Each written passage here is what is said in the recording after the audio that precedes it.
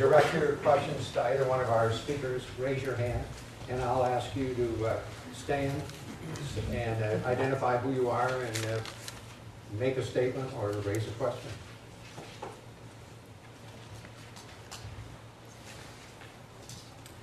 Hello, my name is Linda Davern. I'm with New York State United Teachers and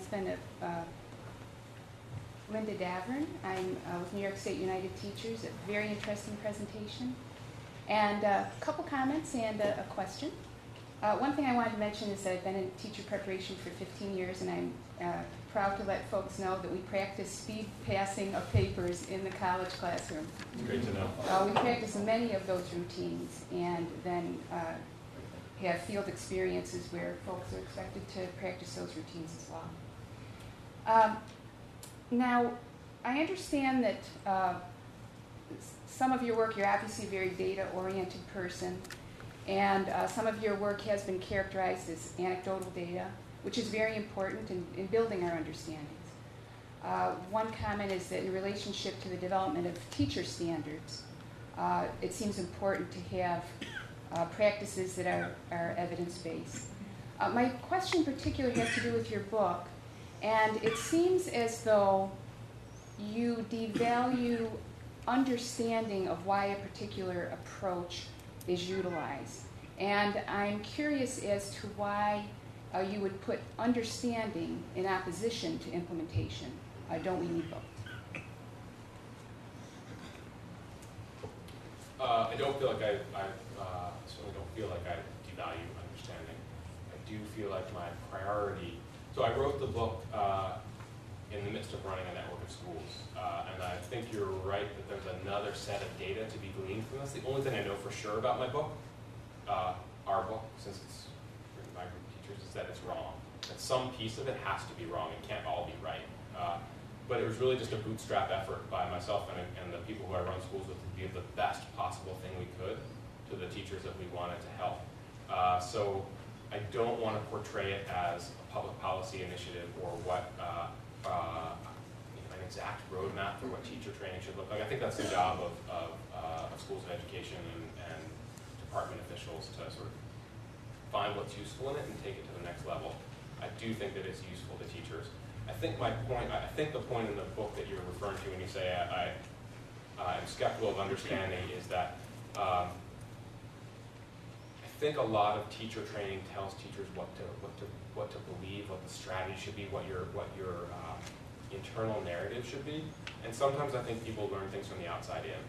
That Winston Churchill said about the first time that he was he faced battle, that he was terrified, and that he was terrified that people would know he was terrified, so he pretended that he was brave.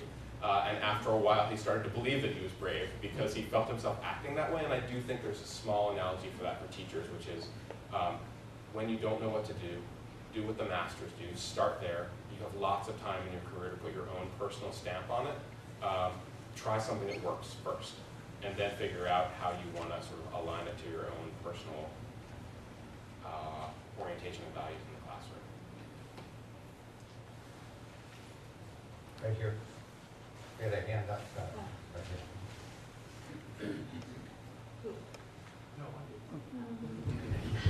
Hi, I'm Charles Howey.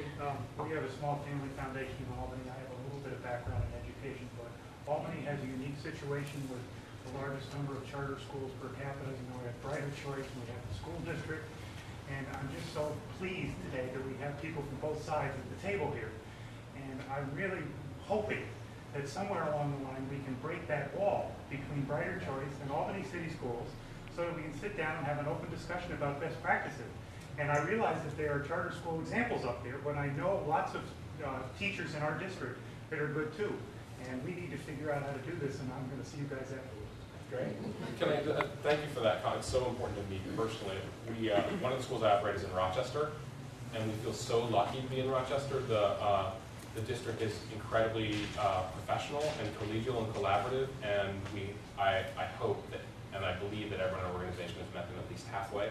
But they sent people to one of our workshops, and we gave them the videos, and they used them in their training, and we have set up a system for us to observe teachers who are doing sample lessons together and have our principals, district and charter principals, talk about what they see in those sample lessons and talk about what a selection process should be for a sort of next century human capital approach. And I just think that it is possible.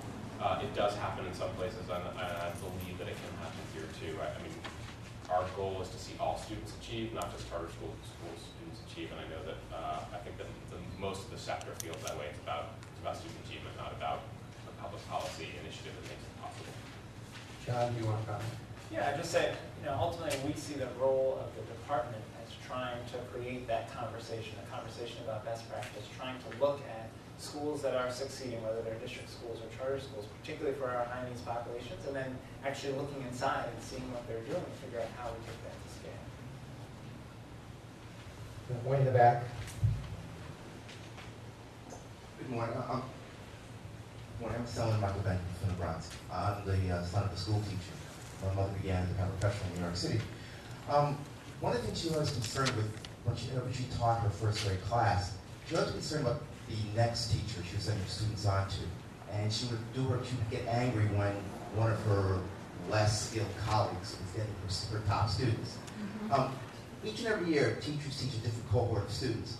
How do we best do evaluations of them if they're getting different students every year? And are we going to look at pre-testing when they get their initial class in September, and then judge them in June, as to their ability to move them from where they were in September to where they are in June, and not just using the standardized exams? That's exactly the kind of system we envision. So one of the reasons the regions moved the state exams to April and May, moved them later in the school year, is so that the state exams are a better year-to-year measure of performance, both for students and ultimately for schools and teachers. So certainly we'll want to look at student growth, and we'll want to look at where students started, and then how they progressed over the course of the year, so that we're not penalizing people because they happen to be assigned a weaker set of performers, but rather we're looking at, given the set of kids that they had, how much progress did those students make. Then the other piece we have to figure out together, hopefully together with teachers across the state and principals across the state, is what other measures do we use beyond the state tests? And is it a pre-test, post-test that happens in September and June in a particular subject? Is it a set of performance-based activities that we're looking for, whether that's a collection of a portfolio of essays that students might create over the year, or a portfolio of performances students might do in music? But that we've really got to do a lot of work, and I think one of my worries about the conversation about this nationally is that people are overestimating how easy this is, and there's the culture in some states of, oh well, we'll just rush through, and next year we'll start using student growth for everything, and we've got it all figured out. When in fact, when you dig down, we don't have it figured out, and there's a lot of careful thinking we need to do. And even when you look at the growth model, different states have taken different approaches to how you use demographic data for building that growth model. And to what extent are you saying you're going to compare low-income students to low-income students? Is that the right measure? How are you defining low-income? There's just a lot of sort of devils in the details questions. I think the message that we're trying to deliver as a department to stakeholders is, this is the right set of questions. Let's engage them. Let's commit that we think we ought to have a rigorous evaluation system that builds in student growth, and then let's commit the energy and resources organizationally to figure out those details. That's such a great question. We tend to be pretty parochial in this country. If you went to Denmark, you would see how they address the deep structural flaw in our education system. Their teams of teachers work together with a group of kids for 2 to 3 years. And so there's consistency over time. There's a division of labor and a distribution of expertise. We don't have individuals trying to teach 6 subjects. They teach 1 subject and they teach it well, and they work in a team. And that lends itself to a much more valid and reliable assessment. And it just addresses one of the deep structural flaws of the United States education. Not only the lack of quality in preschool, but the dysfunctional organization of schools generally that put all the onus on individual teachers. So it's a great question. And it begs again, like the new tech schools, I think we have to step back and ask ourselves what the mission of schooling is and how we best structure schools to achieve that mission. And that dialogue isn't what it should be. Yes, hand up.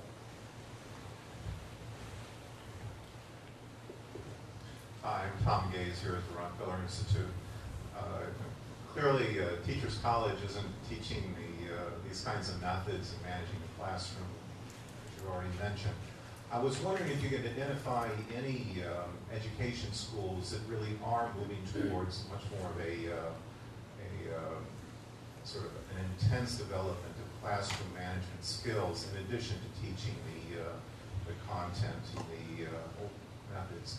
And if there are schools, education schools out there, how did that happen? I mean, how did the university or how did the state encourage the development of that? Because as we would know, there's a lot of structural reasons why it's difficult to change education schools. I would assume that if you have more teachers coming out with those kinds of skills, it's going to be a lot easier for the schools to develop the kinds of practices that you're talking about. It will certainly make it easier for principals. It's a great question. Unfortunately, I think we don't know enough about what's happening in ed schools. I mean, I think in general, national ed schools are a bit of a black box in terms of what preparation folks are getting. Partly because we don't do very much data collection about them.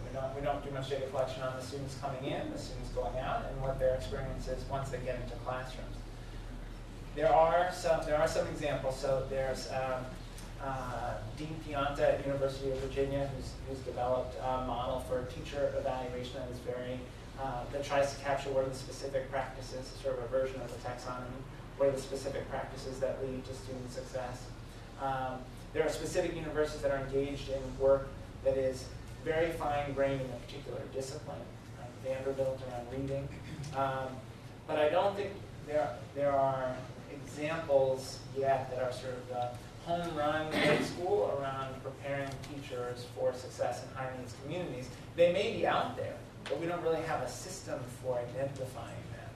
And so, we see our work as partly about trying to build a system that allows us to understand what is working in ed schools, what practices are working. So, for example, in New York City, there's a network of schools, the international schools, that are getting much better results for English language learners, much better graduation rates for English language learners. And they have a partnership with, I think it's Baruch, to do a teacher training program. I don't know if the Baruch component of their teacher training program is good or not good, or if the key thing is the student teaching experience or exposure to the instructional model in the schools. We just don't know. We haven't organized ourselves to dig deeply into those questions. And I think Commissioner and I see our work as trying to reorient the department to sort of best practice identification as what we do, and getting better at trying to understand why the things that are working are actually working so that we can scale. I just have to respond to that question, having done a 10-year study of teacher education. It's all over the map, and there are exemplars. But the best schools of education are partnerships. They're partnerships between public schools and teachers' unions. And the clinical component, which runs through the entire program, demands the partnership. It demands teachers' unions to take a major role. It demands the public schools to see that they're a partner in the education of teachers, in terms especially of successful schools that enable teacher learning as well as student learning. So, when you want to find where the exemplars are, look for good partnerships. Look for the places where they've been able to deal union, school district, and university in tandem, and you'll find good practice. You'll also find a lot of bad practice. There's a hand over here.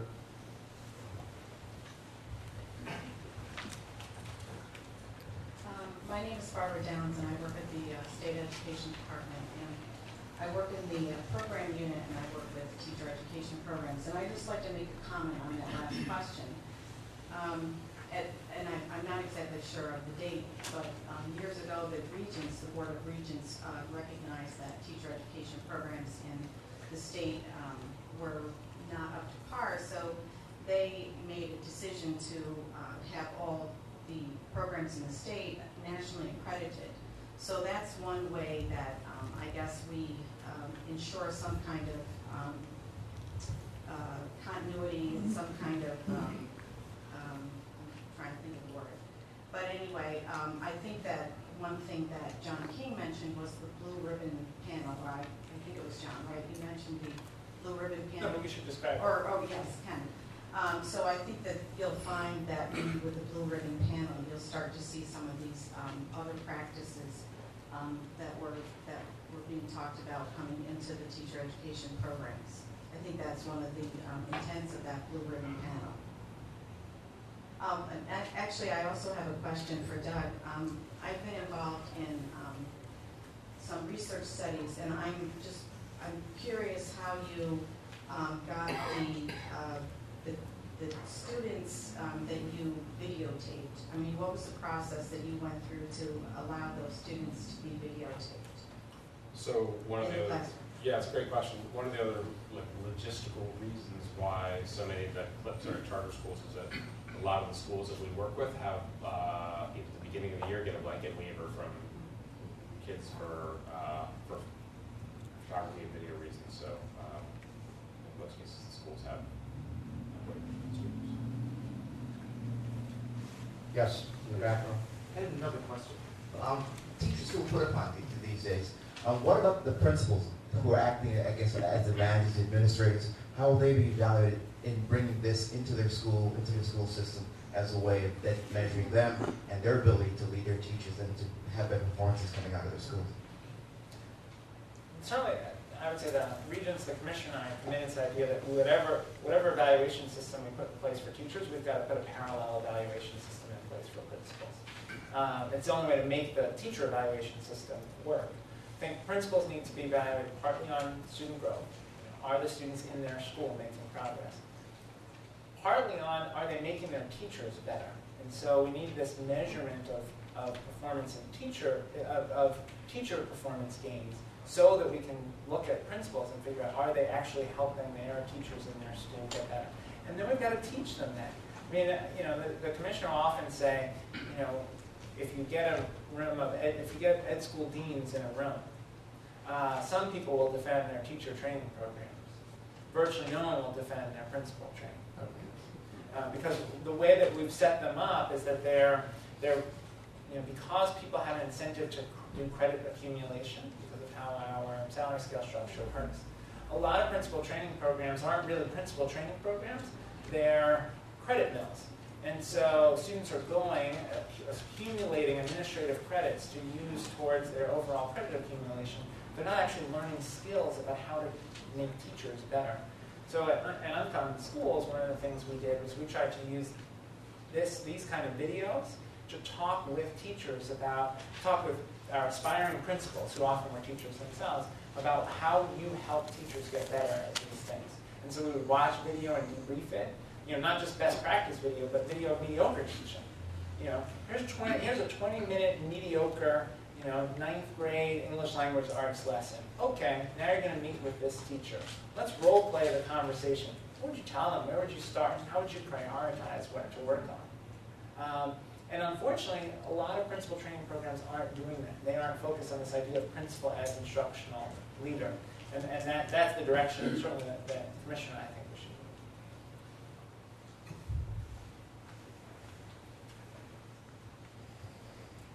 Hi, I am Pam Sandoval from SUNY, and actually I spent about a few years at Alverno College in Milwaukee, which is a leader in performance-based assessment.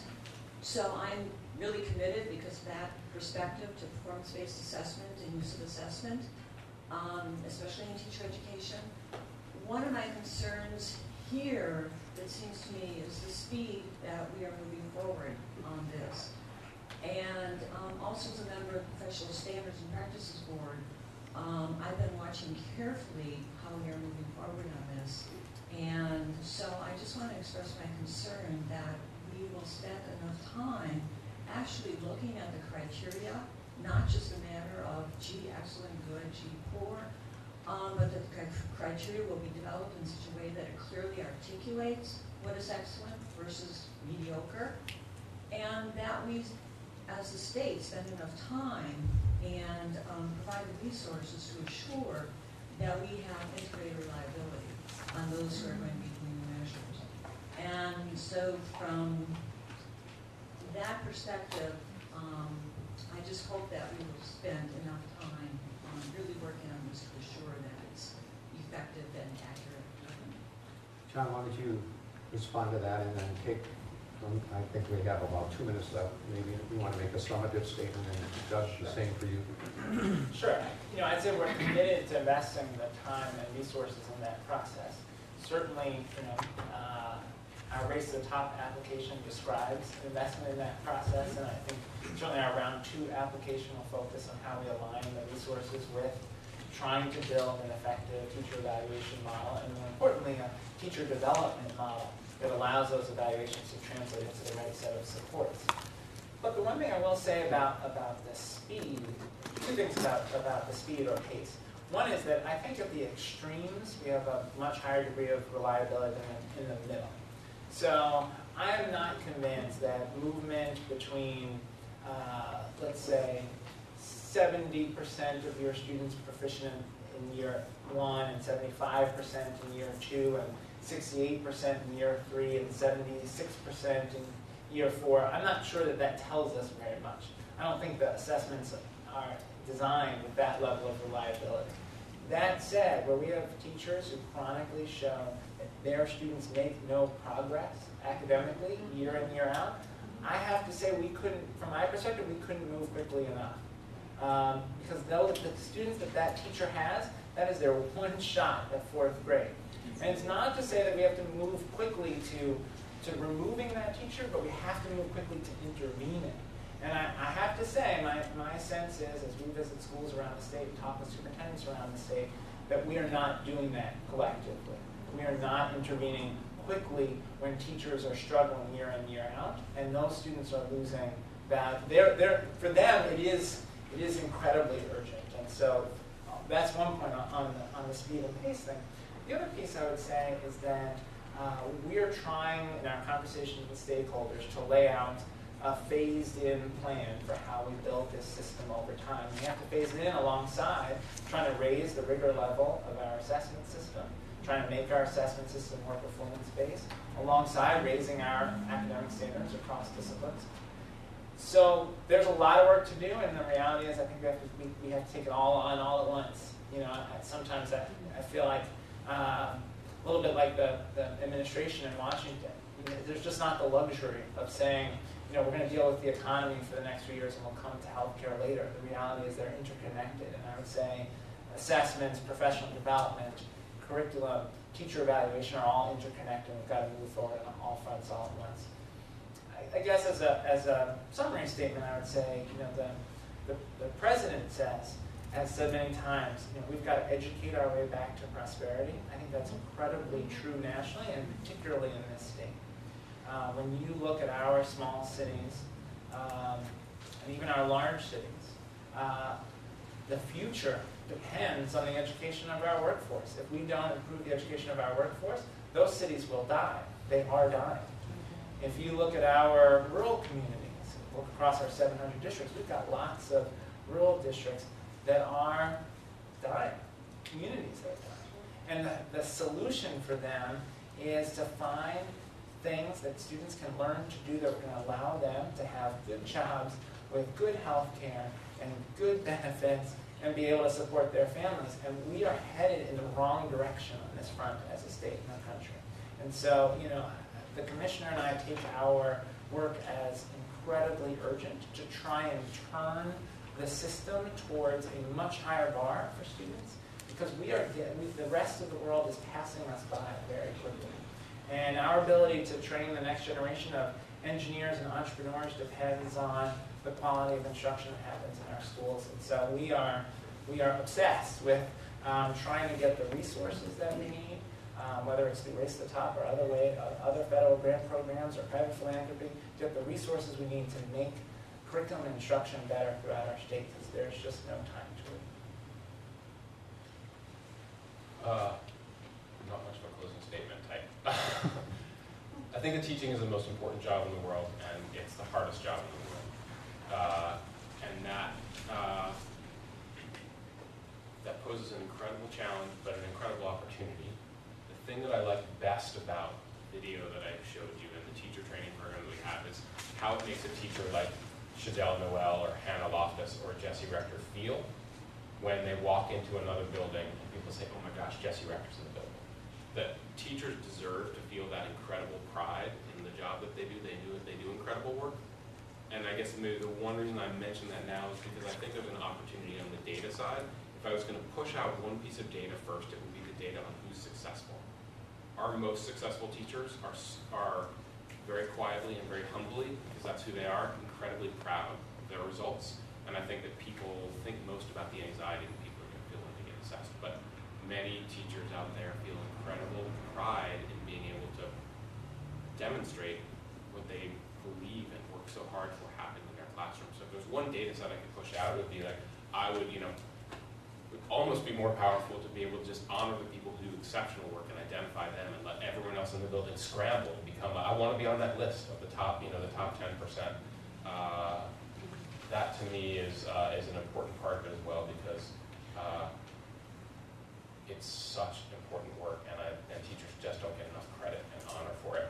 I yearn for the day when Shaquille O'Neal has to drive to his job in a 10-year-old Honda with duct tape holding the tailpipe on, and one of my great teachers has her own private jet. But so maybe this is a way to get there. That's a great summative statement. There's the book, Josie Bass, and let's have a hand for both of our speakers.